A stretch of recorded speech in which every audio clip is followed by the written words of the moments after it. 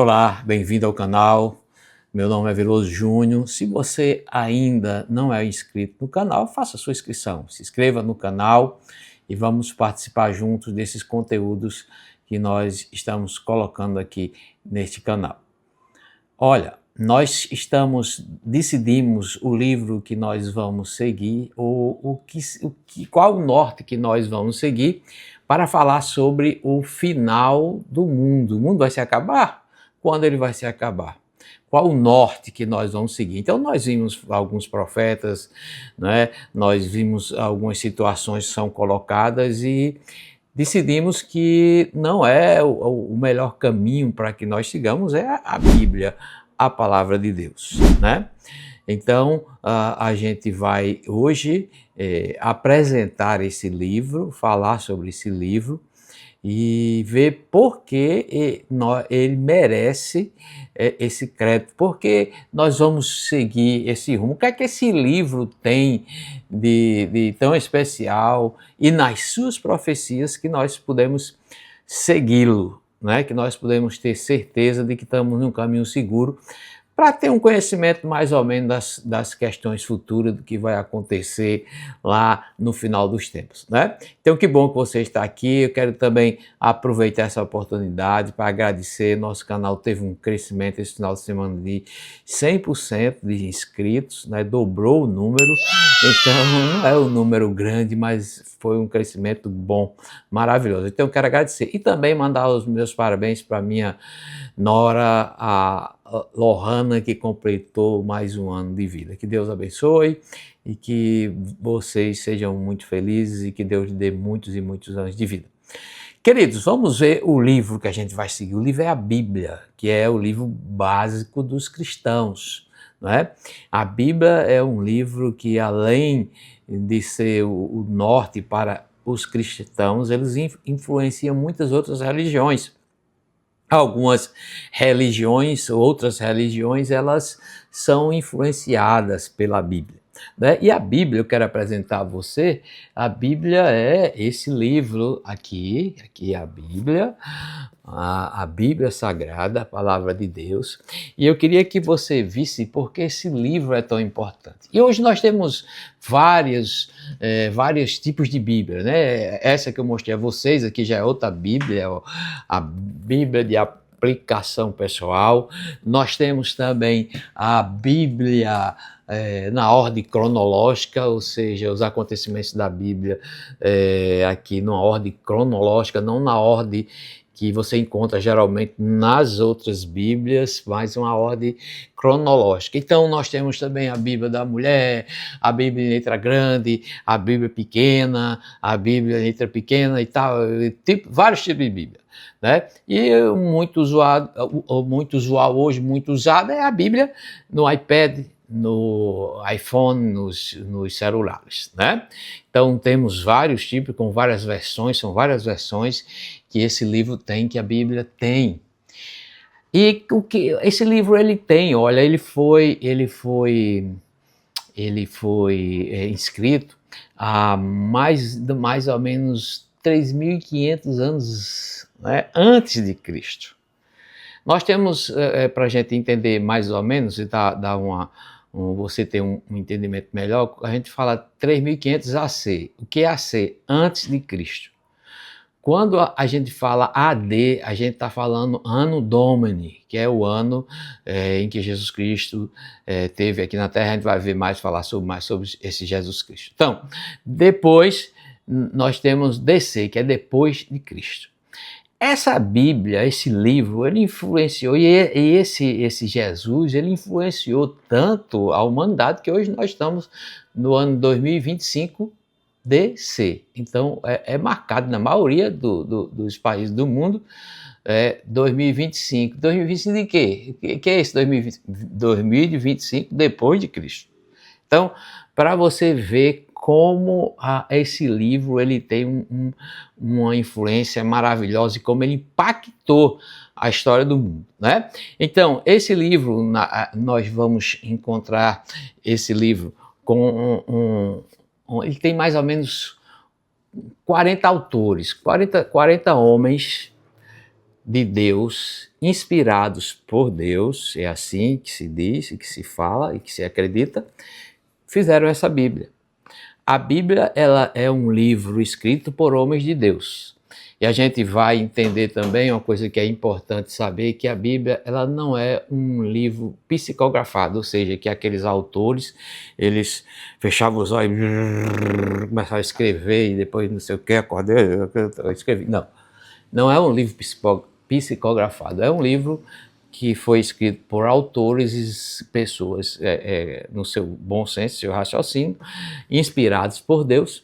E a gente observa isso porque nós vamos ter aqui vários tipos de pessoas. E a gente, na escrita deles, no livro deles, a gente consegue identificar, por exemplo, Lucas era médico e a gente vai ver Lucas falando muito de cura e falando sobre cura, né? Nós vamos ter cobrador de impostos falando aqui que eram pescadores, né? E o apóstolo Paulo é um dos apóstolos, ele vai dizer assim, falo eu, quer dizer, ele dá a opinião dele, não o Senhor, ou seja, quem está falando isso aqui sou eu. Então ele fala, ele dá a opinião dele e a gente vê. Então a Bíblia não é um livro psicografado, é um livro escrito por homens de Deus, né, inspirados por Deus. Ela é dividida entre duas partes, Velho Testamento e Novo Testamento. A Bíblia católica, por exemplo, ela tem 73 livros. A Bíblia evangélica, ou dos evangélicos, ela tem 66 livros. A Bíblia, por exemplo, ortodoxa, tem 78 livros. Então tem algumas diferenças de alguns livros a mais e outros a menos, né? Nessas diferentes Bíblias que eu falei para vocês. Mas elas se dividem em duas partes, Novo, como eu falei, e Velho Testamento. O Velho Testamento, ele fala da criação do homem, como Deus criou o homem, fala da queda do homem, como o homem pecou, e ela vai ali criando, mostrando, apresentando o plano de Deus para o resgate deste homem caído. Então, quando o homem caiu, ele se afastou de Deus, ele ficou separado de Deus. Então, Deus fez um plano, né? E nós vamos ver que esse plano de Deus inclui momentos especiais. Por exemplo, Deus chamou umas pessoas, Abraão e outros, sai da tua terra, da tua parentela. E essas pessoas, depois de juntaram, se tornou um povo, depois essa aí se tornou uma nação, né? Tornou-se o povo hebreu e depois nós temos a nação judaica, né? E hoje Israel. Israel é algo que nós vamos falar muito sobre Israel, porque foi a nação que Deus escolheu para, por exemplo, de lá saiu o Messias. O que é o Messias? É a promessa no plano de Deus para a redenção do homem, né? O filho dele que viria à terra e viria sofrer, morrer e ressuscitar, para que todo aquele que nele crê não pereça, mas tenha a vida eterna. Então, o Velho Testamento, nós estamos dividindo a Bíblia em duas partes, no Novo e no Velho. O Velho Testamento vai falar de apontar para a vinda desse Messias, e aponta, a gente vai ver diretamente para Jesus Cristo. Não tem como. Ela vai apontando, Deus vai apontando, fazendo, orientando o seu povo, avisando o seu povo, orientando aquele povo escolhido, aquela época, uma nação que foi separada, e agora a nação de Deus somos todos nós, todo aquele que acredita em Cristo, que aceita Jesus Cristo como seu Salvador, ele se torna participante da família e da nação única que nós vamos ter, que é a nação de Deus. Então, esse Velho Testamento ele vai apontando e aponta lá no centro para Jesus Cristo. O Novo Testamento, que é depois do Velho Testamento, quando terminou de ser escrito o Velho Testamento, houve um intervalo intertestamentário, que foram 400 anos de silêncio, depois veio os livros do Novo Testamento. Uma seta aponta do Velho para Jesus e o Novo fala de Jesus. Então, o centro é Jesus. O centro é a cruz, o centro é Jesus. O centro é o Filho de Deus, o Verbo que se fez carne e habitou entre nós. Então, Jesus é o centro. Mas, queridos, a gente falou da confiabilidade desse livro, né? A gente está falando sobre isso. E essa história que eu estou falando para você de Jesus, de um povo escolhido, uma nação que é Israel, que é uma nação que Deus escolheu, ela serve como termômetro, como relógio para as coisas futuras, para os acontecimentos futuros. Não tem como a gente escapar disso. Não quer dizer que o judeu é melhor do que eu, do que você, do que todo mundo. Não. Deus escolheu aquela nação. E aquela nação seria a nação de onde sairia o Messias e estaria envolvido com todo o plano de Deus. Mas por que Deus escolheu os judeus? Eu ia perguntar a ele quando chegar lá, né, meu amigo? Eu não sei, porque Deus escolheu, porque quis escolher, né? Então, se ele quis escolher, ele escolheu. Né? Muita gente tem muito questionamento, né? Quando chegar no céu, eu vou perguntar isso a Deus, porque o menino não sei o que, morreu criança, porque a guerra não sei de onde, porque não sei o que, e vai perguntar tanta coisa, né? Quando eu chegar lá, eu faço mesmo, nem a minha chavinha da minha casinha aqui no mato, é perto do mato Cristal, não quer saber nada, não quero nada. Não é que eu vou discutir, querer saber porque Deus escolheu Israel, porque não escolheu o Brasil, porque não escolheu a Argentina, né? Já pensaste, ou porque não escolheu os Estados Unidos, não tem por que isso, tá bom? Então, Deus escolheu porque escolheu. Israel é a nação que a gente deve amar e orar pela paz de Israel. E os acontecimentos que nós vamos ver de futuro, eles envolvem Israel. Mas, irmãos, interessante e amigos, a gente vê as profecias bíblicas, por que esse livro é tão confiável, né? Porque esse livro, irmão, não é terremoto, não é? Quando eu tiro a Bíblia da mesa, ela dá uma balançadinha. Por que esse livro ele é tão confiável? Porque a gente escolheu esse livro como o livro profético para a gente entender o fim do mundo, porque as profecias deste livro é impressionante. Mesmo você não acreditando em Deus, você vai ver como as profecias deste livro, elas são impressionantes. E principalmente, eu poderia falar aqui de muitas profecias, mas eu vou falar de algumas profecias, por exemplo, pertinente ao Messias, ao Salvador, né, que a Bíblia aponta para ele. Tanto o Velho Testamento aponta para Jesus e o Novo fala de Jesus. Então, é um plano, né? E um plano tremendo, irmãos. Eu quero lembrar vocês que mais ou menos há 3.500 anos atrás se escreveu o Velho Testamento. Depois houve aquele período de 400 anos de silêncio e Jesus veio, depois foi escrito o Novo Testamento. Mas é impressionante as profecias que a gente vai ver. Olha, existe uma profecia lá no Velho Testamento que está lá em Isaías 7,14. Eu vou ler para vocês. Por isso o Senhor mesmo dará a vocês um sinal. A virgem ficará grávida, dará à luz ao filho e o chamará de Emanuel. Está lá em Isaías 7,14. Preste atenção. Isaías 7, Isaías falava que o Messias ele viria, nasceria de uma virgem. Que coisa interessante, né? Aí, meu amigo, você vai lá para Mateus, que é o primeiro livro do Novo Testamento, já depois de Jesus. Aí você vai ver escrito assim: Mateus 1:22.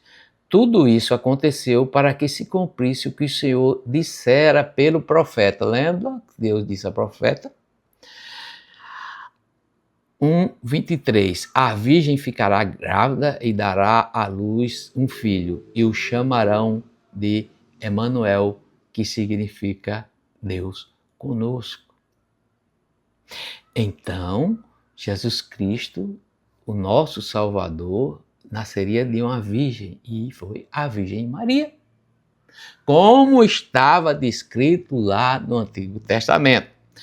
Olha outra coisa interessante. A Bíblia, há uma profecia que na vinda do Messias, no tempo do Messias, haveria um massacre de bebês, de crianças.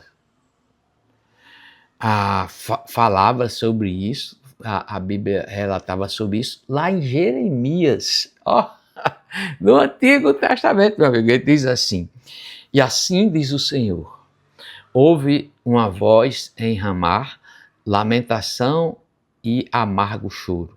É Raquel que chora por seus filhos e recusa a ser consolada, porque os seus filhos não existem mais, ou já não existem. Presta atenção! Aí você lembra de um acontecimento histórico que é reconhecido pela arqueologia, que pela história, né, que houve um massacre de bebês. Aí está lá no Novo Testamento o cumprimento dessa escritura, dessa profecia. Olha o que diz lá. Quando Herodes percebeu que havia sido enganado pelos magos, ficou furioso e ordenou que matassem todos os meninos de 2 anos para baixo, em Belém e nas proximidades, de acordo com a informação que havia obtido dos magos. Então se cumpriu o que fora dito pelo profeta Jeremias. Ouviu-se, capítulo 2, versículo 17. Aí Mateus 2,18, ouviu-se uma voz em Ramá, choro e grande lamentação. É Raquel que chora por seus filhos e recusa a ser consolada porque já não existe. Quer mais, meu amigo? Quer mais? Há outra profecia que diz assim, que ele seria crucificado entre os criminosos. Isaías 53:12, que é um grande profeta, ele diz assim: por isso eu lhe darei uma porção entre os grandes, e ele dividirá os despojos com as ofertas, porquanto ele derramou a sua vida até a morte. Foi contado entre os transgressores, pois ele levou o pecado de muitos e pelos transgressores intercedeu. Então diz a profecia que ele seria morto seria considerado um transgressor e morto entre eles, né? E queridos, Lucas, aí vamos ver para o doutor Lucas. Lucas era um dos escritores da palavra e Lucas era médico. Então, quando aquele negócio que eu falei, que a Bíblia não é uma inspiração, embora tenha a Bíblia segundo Allan Kardec, segundo não sei o quê, mas a Bíblia é a Bíblia, e os homens que escreveram a Bíblia, eles tinham a liberdade, né, e a gente consegue ver a posição deles. Por exemplo, Lucas era médico e ele fala muito de cura. Se você for ler o livro de Lucas, você vai ver muito sobre cura, porque ele era um médico. Aí lá em Lucas 23:33 diz assim: quando chegaram ao lugar chamado Caveira, ali o crucificaram com os criminosos, uma à sua direita e outro à sua esquerda. É profundo, né? Ainda eu vou te dar mais uma. Em uma profecia que diz assim, que lá no Velho Testamento, não é no Novo, no Velho, que seria cuspido e espancado. Segura lá. Isaías 5:6 diz assim: ofereci as minhas costas àqueles que me batiam, meu rosto àqueles que me arrancavam a minha barba. Não escondi a face da zombaria e dos cuspes. Aí, o Novo Testamento, lá em Mateus, diz assim, versículo 26, capítulo 26, versículo 67. Então, alguns lhe cuspiram no rosto e lhe deram murros, outros lhe davam tapas. E aí, velho? Você sabia disso? Você conhece conhecia essas profecias bíblicas? Se não conhecia, se liga aí, viu? Se liga aí, porque o negócio pega. A Bíblia é tremenda, olha, é tremenda. Depois eu vou conversar mais algumas coisinhas com vocês sobre profecias bíblicas e passar algumas experiências minhas de vida para que a gente possa conversar. Então, olha, diz também a palavra que ele seria sepultado entre os ricos. Isaías 5:9. Foi-lhe dado um túmulo com os ímpios e com os ricos em sua morte. Isaías 5:39.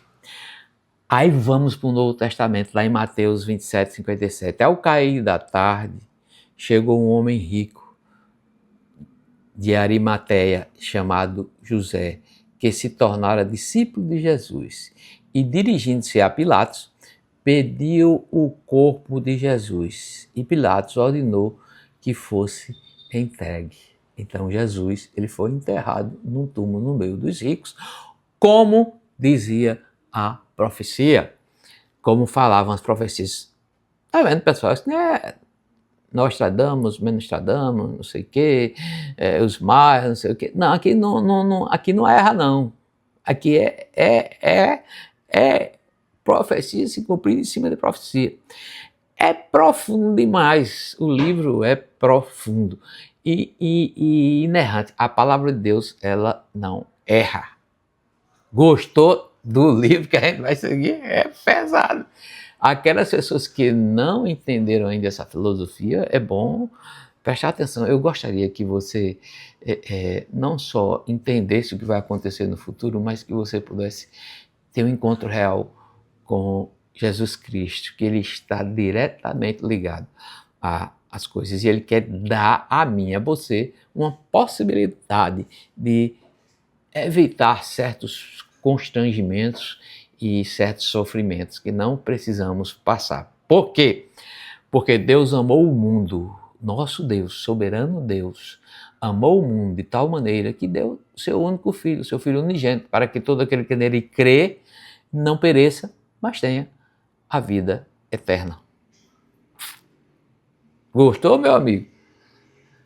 É isso aí que diz a palavra. Esse livro é inerrante, né? São profecias, eu estou falando aqui por baixo. Eu não tenho tempo, já vou com 23 minutos de gravação. Eu vou ficar a noite todinha trazendo para você coisas que aconteceram, que a Bíblia disse que ia acontecer e que aconteceram, profecias exatas, sem medo de errar. Não vai tremer a terra não, é outro livro que eu vou pregar para vocês. Além das profecias bíblicas, nós temos, por exemplo, vários conteúdos que podem nos ajudar. Este livro aqui é um livro de arqueologia bíblica. Esse livro ele traz vários estudos arqueológicos e pesquisa arqueológica que comprovam tudo o que a Bíblia relata, os acontecimentos da Bíblia. Pessoas encontraram em escavações. Nós temos pessoas, arqueólogos, pessoas muito boas que buscam isso, não é? Nós temos no YouTube mesmo, no canal do Silva, um canal ele é um adventista e ele é profundo, viu? ele é profundo nessa questão de arqueologia. E ele é arqueólogo, né? E eu quero agradecê-lo, porque ele nos dá essa possibilidade de ter esse enriquecimento de conhecimento, né? Que é muito importante para a nossa vida, né? Então, que Deus o abençoe e continue sendo essa bênção aí no YouTube. Eu estou inscrito no seu canal. Quando tiver um tempinho, por acaso passar por aqui, se inscreva no meu. Mas, queridos, essa é a Profecias Bíblicas. E eu quero falar uma coisa para vocês, dar um testemunho aqui.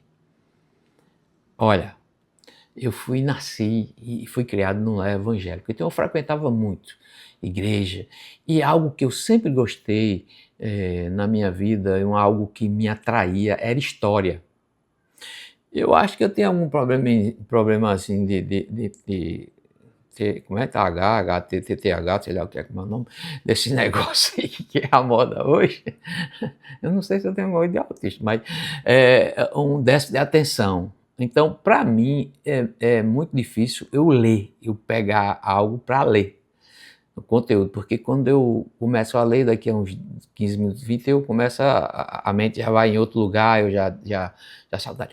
Mas audiovisual, ou seja, eu vendo a pessoa, ouvindo a pessoa falar, por isso que eu sou fã de conteúdo, né? Eu passo o dia quase todo vendo as ideias, né, Pastor Lamartine e discussões teológicas, debates teológicos, eu me alimento mesmo, eu busco, porque eu tenho essa facilidade, a minha mente ela funciona muito bem, eu ouvindo e ouvindo. E eu sempre gostei de história e sempre gostava quando talvez sem ter nem nascido, eu já estava frequentando estudo bíblico, e alguns pastores que eles vinham de fora, e naquela época os pastores gostavam muito de estudar, não é que hoje não estudam sim, muito, mas hoje tem muita preocupação, tem a mídia, tem a igreja não sei o quê, a igreja precisa ser isso, vamos cuidar disso, daquilo. Às vezes o pastor se envolve em tanta coisa que não sobra muito tempo para ele se dedicar ao estudo, né? Não são todos, claro, mas muita gente está mais ligada à área administrativa. E alguns pastores, eles diziam para mim, quando falava lá em Apocalipse, que é o livro chamado Revelação, último livro do Novo Testamento, falava que, porque a gente vai ver isso lá na frente, eu vou só dar uma pincelada aqui, porque senão a gente vai embora, passar a noite. Mas é o seguinte, olha, diz assim na palavra de Deus, que no futuro vem duas testemunhas, são duas pessoas que não passaram pela morte, né? Nós temos na Bíblia algumas pessoas que não passaram pela morte, como por Enoque, Elias, por exemplo, são pessoas que e alguns dizem Moisés, mas Moisés, a Bíblia não relata isso, a Bíblia diz que Moisés morreu. Não se sabe aonde está o corpo de Moisés, aí é outra conversa, mas que Moisés morreu, ele morreu. Então, a Bíblia, e eles falavam que naquela época, vamos dizer uns 40 anos, uns 40, 30 e poucos anos atrás, o pastor dizia, olhe, e todo mundo vai ver ao mesmo tempo, porque a Bíblia diz isso, vai ver ao mesmo todo o olho que tudo vê, né, mostrará para essas pessoas que essa testemunha morrendo. E naquela época eu ficava dizendo assim, rapaz, esse pastor ele está meio... Não, está variando, ele já está... como é que pode a gente ver todo mundo, do mundo todo, ver essas testemunhas morrendo ao mesmo tempo? Não pode acontecer isso. Porque na minha época não tinha satélite, não tinha programação via satélite. Hoje, se acontecer, nós estamos vendo a guerra de Israel ao vivo. Eita, o Irã está lançando mísseis Israel, a gente está assistindo em casa, os mísseis, e os outros lá, interceptou, e lá, a gente está vendo, nós estamos vendo, mas na minha época eu não conseguia entender como é que a gente ia ver duas testemunhas morrer. Todo mundo vê do olho que tudo vê, que olho que tudo vê? Aí eu já entendi que o olho que tudo vê é a televisão. E como é que a gente pode ver ao mesmo tempo? Através de satélite. Hoje, qualquer coisa, em qualquer lugar do mundo, você vê no mesmo instante. Jogo de futebol, qualquer coisa. Né? Qualquer coisa. E, queridos, a Bíblia já falava isso anos e anos e anos atrás. Presta atenção a este versículo que nós vamos ver. A revelação em Apocalipse é feita a João. João é transportado, levado para ver coisas fora do tempo dele. A gente vai ver isso lá em Apocalipse. E João relata, tem uma visão esquisita. E ele relata lá em João 9, versículo 7, os gafanhotos. Aí João dizendo que está vendo os gafanhotos. Os gafanhotos pareciam cavalos preparados para a batalha. Olha, o gafanhoto. Pensa João, do pouco depois de Jesus Cristo, sendo levado para uma guerra. E ele vendo, por exemplo, helicóptero, ele vendo tanque de guerra, ele vendo carro. Então ele dizia assim, os gafanhotos pareciam cavalos preparados para a batalha. Tinham sobre a cabeça algo como coroas de ouro, e o rosto deles parecia rosto humano. Apocalipse 9:8. Os cabelos deles eram como os de mulheres e os dentes como os de leão. 9. Tinham coraças como coraças de ferro, e o som das suas asas eram como o barulho de muitos cavalos e carruagens correndo para a batalha. Você já chegou perto de um helicóptero desse grandão de guerra, desse todo equipado, meu amigo, já pessoas vão tendo uma visão no helicóptero que aqui a gente parece um drone grande, e ele diz assim, 9, 10, tinham caudas e ferrões como escorpiões, e na cauda tinham poder para causar tormenta aos homens durante 5 meses. Estão falando aqui da grande tribulação. Mas, queridos, não é? A Bíblia é fantástica. Então, este é o livro que nós vamos seguir.